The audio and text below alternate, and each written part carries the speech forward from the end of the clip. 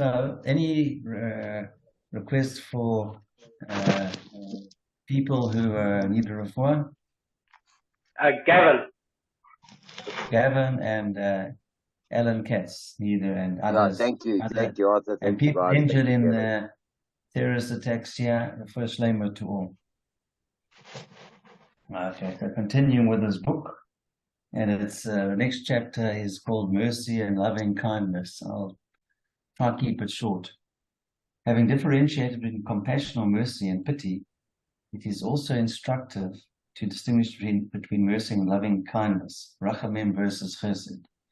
Though both are highly praised by the sages, there are 7 attributes that serve before the heavenly throne: wisdom, righteousness, justice, loving kindness, compassion, truth, and peace. Gemara in Sukkah 49b writes, Rav Elazar said, one who acts charitably is greater than one who brings all of the sacrifices, as it is written. Charity, and then it says Talmud Yerushalmi distinguishes between charity and acts of kindness. Charity and acts of kindness are equivalent to all other commandments of the Torah. Charity applies to those who are alive, whereas acts of kindness apply to both the living and the deceased. Charity applies to the poor, whereas acts of kindness apply to the poor and the rich. And charity involves one's money, whereas acts of kindness involve both one's money and self. Rav Yochanan Bar Maria said, in the name of Rav Yochanan, we do not know which one of them is more beloved, charity or acts of kindness. However, the verse says in Tehillim 103, chapter 7, verse 17, teaching us that acts of kindness are more beloved than charity. And last point, these are but a few examples of the value attributed by the Tanakh and our sages to the concepts of charity, kindness, and compassion. Some people don't differentiate between these concepts and consider them to be synonymous. Okay, so I think we would like to be treated like that. And so I think if we treat people with compassion, kindness, and charitably, if we need it one day, hopefully it'll be reciprocated. And hopefully we won't need it, but if we act with those attributes, it also shows that being a human being, not like the savages shooting rockets indiscriminately, trying to kill as many people as possible. That's not acting like a human being. Human being is caring about others. Okay. Let's try not to get kicked out of the channel for nearly 600 shirim, so let's just be careful. We know what the views are. We just need to be a bit careful. All right, guys, we're on the 102nd daf. I was just about to ask you what page you're on. Okay, so look. Okay. So, guys, the Gemara noted a contradiction. Well, it actually noted the fact that the Shemitah status of oily wood actually the subject of a dispute that was Tanaic in nature, because Rav Kahana said, and whether we say that oily wood gathered for use as a torch has no Shemitah sanctity, because wood in general stands to be used for fueling a fire, is a matter of Tanaic dispute. One may not hand over Shemitah produce for use in a soaking pool of flax, nor for use in a laundering pool, but Rav Yossi says one may place Shemitah produce in a soaking pool or laundering pool. So the Gemara analyzes the comparison of the opinions between the rabbis and Rav Yossi. And the basis of the dispute is to demonstrate the earlier statement that the status of oily woods is the subject of an earlier dispute where we discussed, well, what is the purpose of wood and can the application of those purposes affect whether it gives Shemitah sanctity or not. And we want to know, well, firstly, let's look at the scriptural source opinion, because if you look at the rabbinical opinion, the general rabbinical opinion, it says in Vayikra, Leviticus chapter 24, verse 6, for the verse states that regarding Shemitah produce, the Sabbath produce shall be yours, shall be for you to eat, which obviously, guys, implies but not for use in a soaking pool, to eat but not for use in a laundering pool. What does that mean? Is that eating resembles where the consumption occurs at the same time as the benefit, whereas when you put a chemical in a soaking pool to let it loosen the flax, which is a process of retting, the chemical benefits only occur days later. So in other words, the chemicals are consumed within the water immediately, but the benefit of the softening process and separation process occurs afterwards. And that's why, according to the rabbis, it's not allowed, because it doesn't resemble the pasuk to eat. Rav Yossi has a different interpretation, and that interpretation is pretty clear, because he basically says that the emphasis isn't on to eating. Eating is one particular function, but the whole emphasis is the Sabbath produce shall be for you. Okay, so in other place for all your needs, not even for use in a soaking pool or laundering pool. So in other words, he's saying whatever you need on a private basis, it's fine, but not on a business basis for commercial use. But as long as it's for you, anything that you need is relevant. So then the Gemara is obviously going to say, but according to the rabbis, well, how do they interpret the exposition for you? Because that implies again for all your needs. So how can they expound the verse to put the emphasis on the word to eat, to exclude using Shemitah produce for soaking flax or for laundering? Okay. Now there's a noise in the background slightly. I don't know whose side it's coming from. So just if it, no, just carry on talking. I think it was me. It won't happen again. I was trying to no problem, Gav. We just want you well. All right, let's try to put in a position. I don't have to hold it. Okay, so let's continue. So, Gavin, what we are saying is as follows. The rabbi's emphasis is on the word for eating, which implies that the consumption and the benefit have to coincide. Whereas Rav Yossi's emphasis on the word for you, meaning anything for your personal use, for your animals, for yourself, etc., for your needs, you can deal with. And it doesn't have to be where the benefit and consumption occur simultaneously. The benefit can occur after consumption. So the Gemara then asks on the rabbis, but why are you emphasizing the word to eat? Why don't you emphasize the word to you, which implies the using, which basically would exclude Shemitah produce for soaking flax or laundry. Okay, so basically, in other words, what it means is that. Why is the emphasis on different words? So according to the rabbis too, it's written for you, which implies for all your needs. So why do they say the phrase to eat is excluding Shemitah produce for soaking flax or for laundering? So what we are saying is the reason why Shemitah produce cannot be used for any delay in benefit is because it has to mimic eating and it coincides. So the Gemara answers the rabbis, what did they do for that expression? They permit only uses that are similar to those implied by the expression to eat. Meaning what they've done is they've taken a general principle for you and they've made it with a certain amount of specificity that said a benefit that you can derive from on Shemitah-based produce has to mimic that which is eating, which is whose benefit coincides with consumption.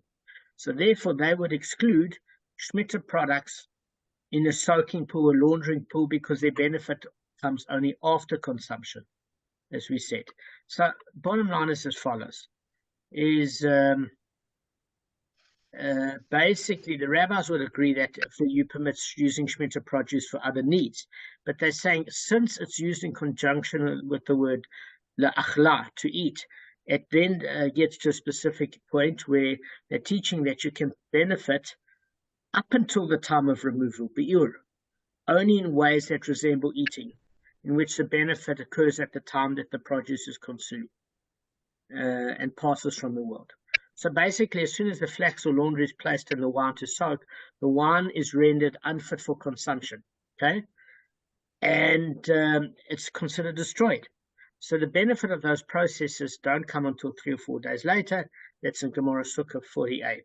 So, guys, now the dispute between Rav Yossi and the rabbis as to whether one may use Shemitah produce, such as wine for soaking flax or laundering clothing, can't refer, and this is very important, to wine that was made from grapes that were gathered for human consumption. Why? Because if it's either eaten, those grapes, in a meal, or they're drunk as wine, the Shemitah produce that is fit for human consumption, in any case, can't be used for any other process. How do we know? If you look in Shavuos chapter 8, verse 2, it's saying that because the intent of the grower, not the gatherer, was for human consumption, and therefore you cannot use it for any other purpose. So it's saying that in this particular case, according to the one opinion, that the dispute has to refer to grapes that were picked to make wine for soaking flax or laundering clothing. In other words, the whole reason the grapes were picked is that the intent of the gatherer makes a difference. And in this case, sometimes the intent of the plant, according to other opinions, make a difference. So the dispute is whether grapes picked for such uses become subject to Shemitah sanctity. So basically, the rabbis maintain that fruit in general is used for food. It becomes subject to Shemitah sanctity from the Talmud forms, because at that time it's used in a manner which benefit will coincide with its consumption. So since the Shemitah sanctity takes effect at that time, it can't be undone later because the intent of the gatherer is to use some other use. Okay, Rabbi Yossi is saying that it has nothing to do with it at all, that as long as it suits all your needs, that it's the gatherer's intent that makes a difference. And obviously, Rav Kahana notes that Rav's assertion regarding the wood is similar to that. It's about the intent. Is it the intent of the person that's gathering the wood to light it as a torch where the benefit and the consumption would coincide? Or is it the fact that because it's common use, when wood is grown is for fueling a fire, then the benefit is delayed after consumption and therefore it doesn't give Shemitah sanctity at all? Okay, so we've gone through that. But now we've got a final question, and that is, according to Rav Yossi, what does he do with the word to eat? Because if you now go to specificity and said for all the needs, and then it says to eat, how does he explain that you can come to use a product in a way where the benefit would occur after consumption, which doesn't resemble eating? Kevin, you see what I'm saying? It doesn't. So how is he going to deal with the issue of specific? So the Gemara would say, listen, Rav Yossi would say to you that the expression to eat is needed for the exposition taught in the following brisa. And I'm going to finish it and explain it. Okay? It was taught in the brisa where the verse states that Shemitah produce shall be to eat, it implies, and not for use in a plaster. I'm going to explain what that means now. Well, plaster in a way is basically a medicated dressing. In other words, meaning you're using that sort of herb instead of in food, you're using it to heal a wound, an abscess or cyst or something like that. So it implies that you have to eat it, where you're consuming it where you get the benefit, but not for use in a plaster, because if you're using it as an ointment, it takes a few days for the wound to heal and the septicemia to be withdrawn or the particular pus to be drawn out, etc. So in that case, the chemical or the herb is consumed. What do we mean consumed? If somebody's going to put it on somebody's infected arm, you're not going to suddenly take that herb and put it in a pasta dish. You don't want to go near it. Therefore, it's consumed, meaning it's destroyed. It's no longer beneficial for food. But the effects in terms of the medicated dressing would only occur days later after it's absorbed either in the bloodstream, or it ironically draws the infection from the wound within the plaster and the herbs that have been made in an ointment. So therefore the benefit comes after the consumption, which doesn't resemble eating, which Rav Yossi says you can't do. But perhaps it means only and not for use in a laundering pool. Okay? So the Sabbath produce will be for you. To use it in a laundering pool is thereby stated. How then to uphold the exclusion by the phrase to eat? To teach that Shemitah produce was given to eat, but not for use in a plaster. So far you guys should have a question, is hang on a second. If the entire reason that Rav Yossi is saying, so far it's implied that you can't use it in a plaster, but you can use it to eat. It implies because within a medicated ointment, the benefit is received after.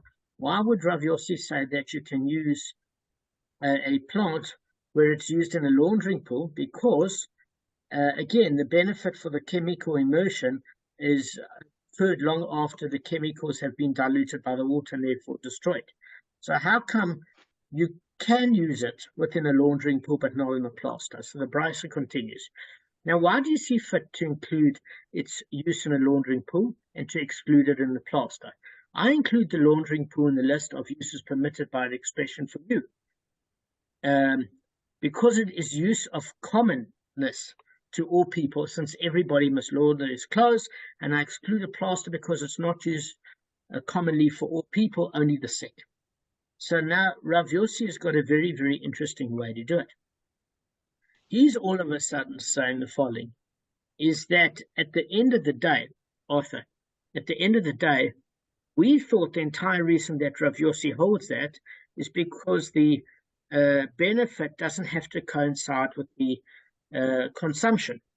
But what we are seeing here is, if he's using that case in a plaster where the benefit is delayed from initial consumption, and in a laundering pool where it's also delayed from initial consumption, why would he allow it in a laundering pool?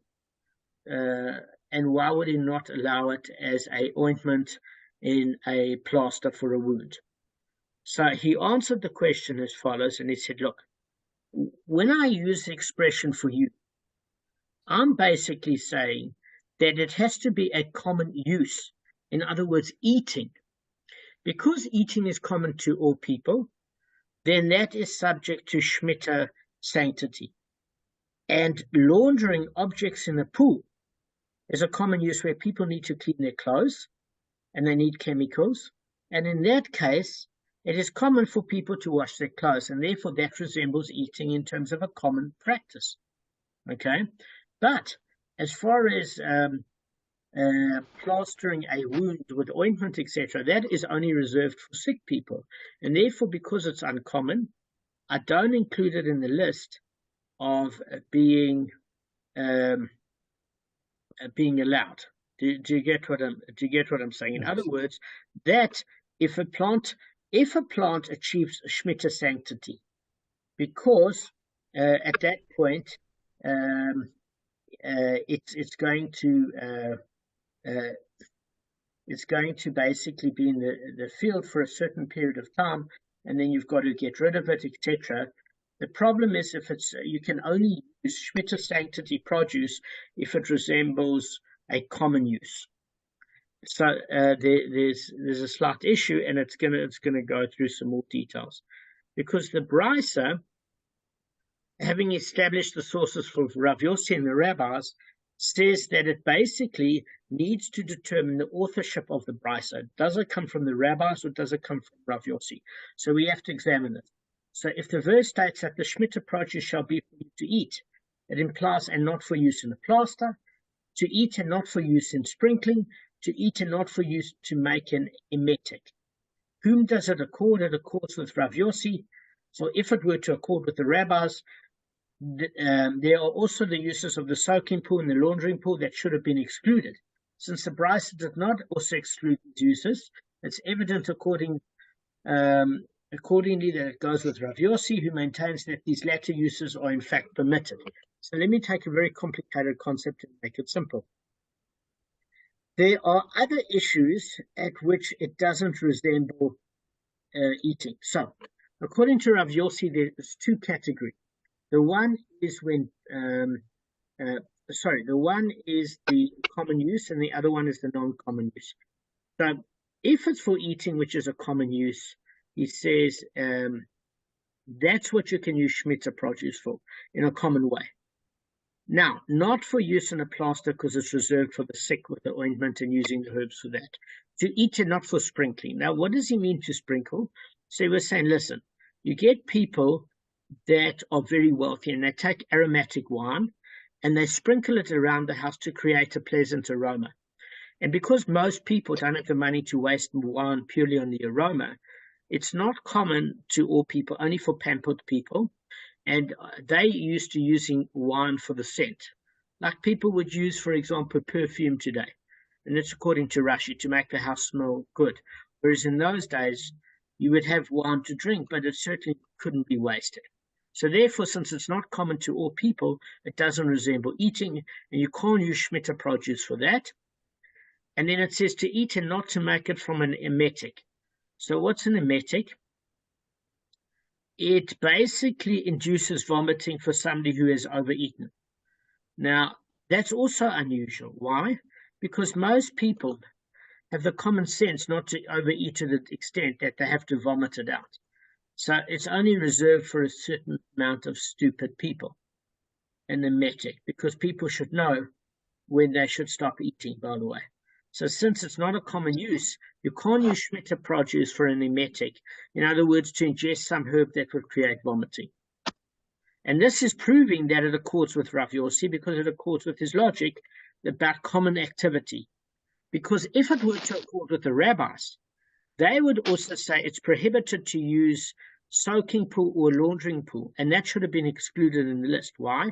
Because the rabbis coming from one standpoint, and that is, does the benefit coincide with consumption that resembles eating? Because the emphasis is on that.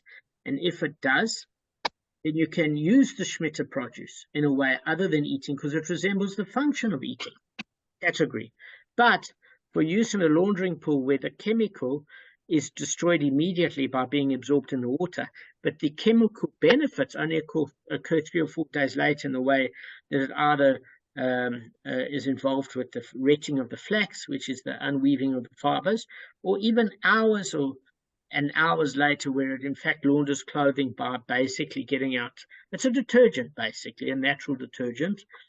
Then that was also a delayed process, and the benefits are delayed from initial consumption, and therefore they don't mimic eating. And because of the fact that the Bryce implies for use of eating and not in a plaster, to eat and not for sprinkling of wine around a house, and for eating and not for making an emetic to make you vomit, it's obviously according to Rav Yossi, because he said those things you can't use it for are those that are uncommon practices, whereas the rabbis would say it's about where benefit is delayed from consumption, and that would also exclude a soaking pool and a laundering pool. So we know Rav Yossi wrote the Bryce. Okay, guys, isn't that simple? Damon, just a question for you. Sure. You were talking about a class as being Can't hear you, Kev. Last healing and pekuach nefesh. Surely there should be an exception in some instances for a refuah for pekuach nefesh, even though it No, uses because shmita the reality is byproducts. The fact of it is you don't need to use Shemitah produce for that.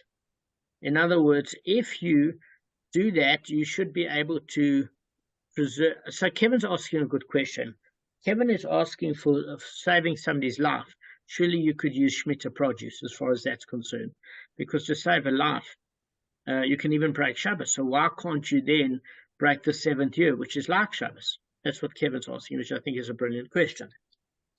So Kevin, the truth of it is I don't know. I'm assuming if it was a life-saving activity, you could. But I'm also assuming that in that particular case, there might be an exception compared to the healing of a non-life-threatening wound. And also,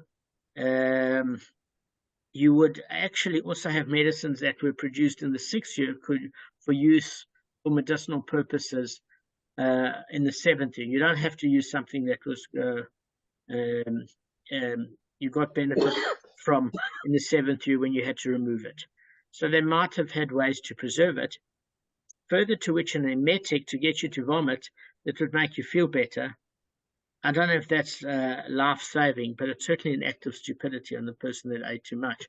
But in terms of a wound, I think you're making a good point, is that surely that would take precedence. And I'm sure for a life-saving, it makes absolute sense what you've said.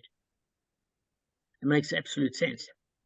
So I don't know. I don't know if they reserve special medicinal things pre-Shemitah. I think if you had no choice, probably human life would take precedence over keeping Shabbos, as well as the Shemitah year. So Kevin, I think that's a good point. Now, let me just give you guys a summary. So this summarizes the entire Gemara according to the reading and explanation followed by Rashi. So we're using the term the criterion here because, say, for example, you apply for a job And they say in order to get this position, this high-paying position, you need an MBA. That is one criteria for selection in a job application. Criterion, being the plural, is you would need obviously an MBA, and you would further which have to work for a public company for 5 years. That would be another criteria.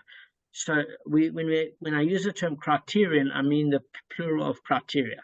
So there are two criterion that the Gemara deals with. The first one is the benefit coinciding with the consumption. I keep drumming this into your head that has to be a factor when you're using Shemitah-based produce. So what does that do? It determines which plants are subject to Shemitah sanctity. In other words, if the benefit occurs after consumption, it does not get Shemitah sanctity. If the benefit coincides with the consumption, it gets Shemitah sanctity. That's your first principle. The second principle is it determines the usage for which that particular plant is permitted. Okay? Because according to the rabbis, the Shemitah status of a plant is determined by its primary use. So if most people use, for example, wood to cook, then if somebody decides to, as an exception, use it to light a torch, it doesn't attain Shemitah sanctity because the benefit is delayed from consumption. Okay? So, guys, if the primary use is that the benefit doesn't coincide with consumption, by most people, if what they use it for, the plant is not subject to Shemitah sanctity, and you can use it for any purpose, without any concern of Shemitah restrictions, including getting rid of it with bi'ur, etc., because it doesn't ever attain Shemitah sanctity. So using it in a manner in which the benefit does coincide with its consumption is a different case, because that makes it subject to Shemitah sanctity. So obviously then afterwards, you can't even use it as fuel for a fire at the time of bi'ur, removal, because Shemitah produce then becomes forbidden. So also it can't be used during Shemitah in a way that the benefit doesn't coincide with the consumption unless it's a non-edible item. That's a very important point. So in other words, plants that are commonly used in more than one way can have their Shemitah status determined by the intent of the gatherer. So, for example, we use the word, we use the thing cane reeds and grape leaves, right? Because you can then, if you're collecting it for animal food, then its benefit coincides with the consumption when the animal eats it, and therefore it attains Shemitah sanctity. If you're using it for firewood, they're free from Shemitah sanctity. So then, guys, it obviously follows that edible fruits are subject to Shemitah sanctity, like grapes and wine, even if they're picked for laundering or soaking flax, because the majority of people, according to the rabbis, use it for human consumption.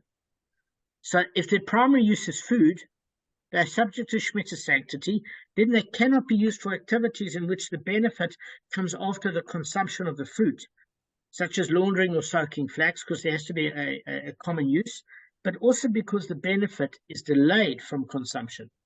So then if it attains Shemitah sanctity by the majority of common usage, you cannot use it where the benefit is delayed after consumption. Okay? That's number one. So on the one hand, like even oily wood is free of Shemitah sanctity. Why? Because according to the rabbis, its primary use is for fueling a fire, and then the benefit doesn't coincide with the consumption. So if you gathered oily wood for use as a torch, where it does coincide with consumption, you can use it without concern for Shemitah any restriction, even after the time of removal. Why? Because most people use it for cooking. So cane leaves and grape leaves, the gathering determines it because they've got two functions. But Rav Yossi is coming from a different perspective. He maintains that Shemitah sanctity of every plant, not only ones with two uses, can be affected by the gatherer's intention. So the rabbis say that basically if it's got two uses, the gatherer's intention can affect it. But Rav is saying no, it's about how it's grown. Rav Yossi is saying, listen, it doesn't matter for what reason it's grown. Every plant can be affected by the gatherer's intention, and it's a leniency and a stringency. Let me explain to you what I mean. If I pick edible fruits for use in a soaking pool or laundering pool, Rav Yossi would permit me to do that. Why? Because Shemitah sanctity doesn't take effect on them because the benefit is delayed after consumption. But if I decide to go and get oily wood and I want to use it as a torch to light up the garden area, Rav Yossi said I can't do it because even though the majority of the people might use it for fueling a fire, it doesn't matter because my intention when I picked it was in order to create light. And therefore, as I'm getting the light, it's burning the wood. So I'm getting the benefit immediately. I'm not waiting for it to cool down in order to cook food and have an even heat, etc. So in other words, the gatherer's intent can either create a leniency or stringency, and that determines it. But this is important. Rav Yossi agrees with the rabbis that any produce that is subject to Shemitah sanctity can't be used in ways that the benefit does not coincide with consumption.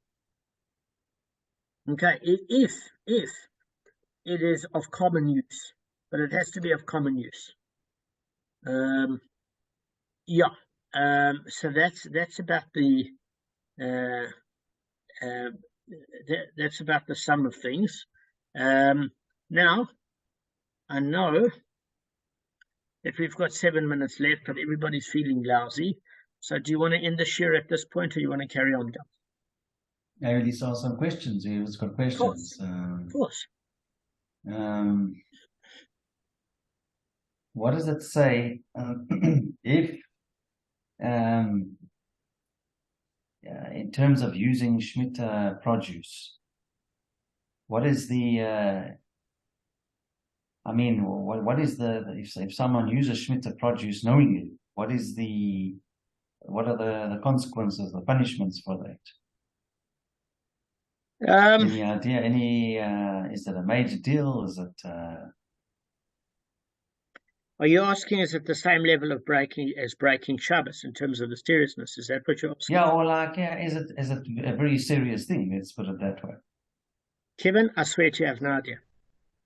I don't know. I'm sure it's as bad as Shabbos, if not even worse, sir. Why worse? Because it only happens every 7 years. It's a much harder one to actually keep. It's very difficult. In fact, the opposite would be true. Let me give you an example. I'm not arguing with you, Gav, but I'm basing this on evidence. Is that in certain cases, Shabbos has got more Kedusha than a Chag because of the fact that it's kept every week and it has much more importance. That's a fact. Okay. All right. No, so you got a good point, but we need to double check it though. What do you think? No. That I'm absolutely sure of in terms of the seriousness is more. Could it be equal? That it could be, but it's certainly not more the Shemitah year. That's for sure. Okay, but then at least equal. But I just thought that because it's so difficult to keep it, that it's possibly that the reward is as great, if not greater. That's true. The reward could be definitely, but I can tell you because it's more difficult to keep. It might be that you're not judged as harshly because you have to be on a higher level to restrain for a year compared to a day, and therefore the reward is greater, as you said. Yeah, so I think I was looking at more from the reward perspective, not from the from the breaking it. Yes, Shabbos is obviously it hopefully it equals it, but it might equal it, or like you say, slightly more lenient. So, good point. In terms, can I say something? Of course. Okay, so I don't know if it was Rav Kook or one of the, but it only applies to Israel, Gavin. No other country, nowhere else in the day. No, not in Chutz La'aretz. You can eat fruit grown in South Africa, and if you could, people would love to bring it here during the Shemitah year, but because it's very difficult in terms of fruit and produce, they introduced a leniency called a heter mechira, where let's say someone wanted to eat a fruit, you could eat it, then you could wrap it in a bag and throw it away, not throw it away some into the garbage, wrap it in plastic on its wrapped set individually, then put it in the garbage. So and I think it was Rav Kook that initiated it, and many people hold by it. called heter mechira. Some people adopt the stricter approach, whereas you don't have any Shemitah-based produce, but there are ways and means to use it. Let's say a fruit falls off a tree. Now, I was running the other day. I saw this amazing lemon, because there are lots of citrus all over Israel. And if it's lying on the floor, falls off a tree, it's actually exempt from Shemitah laws. So this is what I wanted to ask you, Kevin. Up until now, we've been learning about things planted in the 6th year, not the 7th, and therefore you could harvest it. However, with regards to things that are grown in the 7th year, you couldn't harvest it and get any sort of benefit at all. So then it seems that the problem and the emphasis is primarily on the planting of the 7th year, not on the harvesting aspect. But if it's planted in the 7th year, you can't harvest it in the 7th year. But if it's planted in the 6th and you get the growth, it seems as if, according to what we've learned in this Gemara, that you can harvest it in the 7th year. So the problem seems to be with the growing and the manipulation as opposed to the harvesting aspect. That's what it would seem. Rabbi Cohen would give you a better, clearer answer. Yeah, but everything we've learned seems to indicate that. Because otherwise, if it was grown in the 6th, you couldn't take anything in the 7th. Yeah. Because you're not supposed to harvest in the 7th year. That's the thing. And the nurturing as opposed to the harvesting. But anything grown in the 7th year, for sure, you can't get benefit. This is aftergrowth from the 6th year, where it happens to still be around an environment of the 7th. Yeah, so, I don't know. It's a good point. Yeah, it's. Yeah, I just want to tell you. It's very complicated, and it's we always Judaism is not easy religion. So as a Kabb, I learned something interesting from the Shul Pasha Weekly Shir. So it says, there was a convert that complained to a Rav that they can't marry a Kohen and it's prejudicial. And the Rav explained to the convert that at the end of the day, it's a convert can marry a king, a convert can marry a prophet, but a convert cannot marry a Kohen, because a Kohen is given that status by birth and hasn't earned it, whereas a convert has earned it by his efforts, and therefore they're going in two different spiritual directions. The Kohen is given as a vessel from Hashem to the Jewish people to bestow blessing upon them, whereas so it's coming from up to lower, whereas a convert is coming from a lower position and elevating himself with his effort to go up to Hashem. And therefore, because they're going in opposite directions, they're not spiritually compatible. But it doesn't mean that a convert isn't held at a higher status, because he has earned it. And he can even marry a prophet and a king. So I thought I'd just end off with that. Can a male convert, marry a daughter of a Kohen? Does the Kohen still apply to it? Is only male Kohen? I have no idea. What's the answer to that? I have no idea. I would think it's just male Kohanim. Yeah. I don't think the women are affected. I don't think so. Yeah. So, I don't know. If Bas Cohen, a daughter of a Cohen, commits adultery, she's burnt. So believe me, it's more stringent for the daughter of a Cohen. It might occur that it might be a stringency here too, whereas he gets a death penalty of stoning.